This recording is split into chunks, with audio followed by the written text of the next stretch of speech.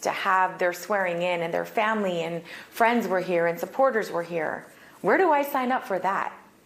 Because there has been no direct communication with myself and the speaker other than sort of flippant remarks to news reporters, statements that come out of his office, basically saying, I'm in this limbo here where so many of my Democratic caucus colleagues are welcoming me as a member, but you can see very clearly I cannot. I'm essentially a tourist to D.C. Yeah.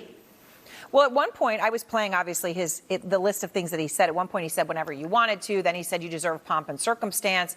Most recently today, when he went on Fox News, he said something new about your situation and why he hasn't sworn you in. I'll play it again for you, Congresswoman-elect. So she says that you're afraid of her being the 218th signer to the Epstein petition to release the files, that if she were a Republican, you would have sworn her in. What do you say? I say bless her heart. She's a representative-elect. She doesn't know how it works around here. Well, what do you say to that? Offensive. How offensive and how patronizing. Really? I mean, I do know that 2 members of Congress were sworn in on a pro forma session. We've had several since I've been elected. And yesterday, my race was certified. And so that's how things work. Your job as Speaker is to swear people in, whether you politically align with them or not, whether they're going to sign a discharge petition that you want out or not.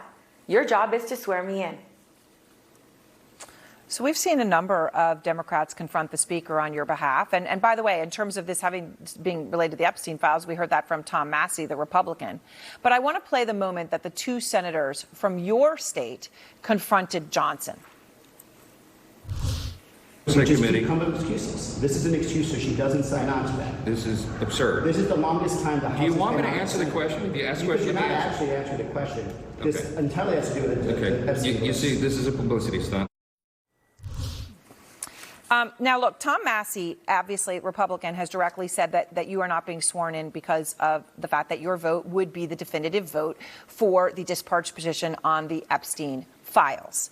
So he said that publicly. I am curious, though, Congresswoman-elect, as to whether any Republicans, even perhaps some who are not speaking publicly, have reached out to you. No. None have reached out to me directly, not even my neighbor in Arizona, CD6. So are you planning any legal action against Johnson? And I think it's really telling. Yeah. Go ahead. I'm sorry. There's a delay. We are. I mean, this is. I know. I apologize. So there's an issue here where our Attorney General, as of yesterday, once my race was certified and signed off by the Governor, Attorney General, and our Secretary of State in Arizona, there is no dispute who won. I won by nearly 40 points, 70% of the vote. Yeah. That is not in dispute. So here we are. And today we had a press conference with all of the Arizona Democratic delegation, including my senators, who basically said this is all about the Epstein files.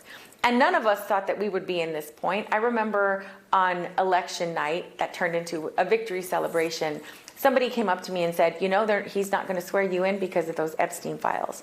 And I thought, that's a little conspiracy theory. I don't think that's true. But here we are now on day 22 of waiting.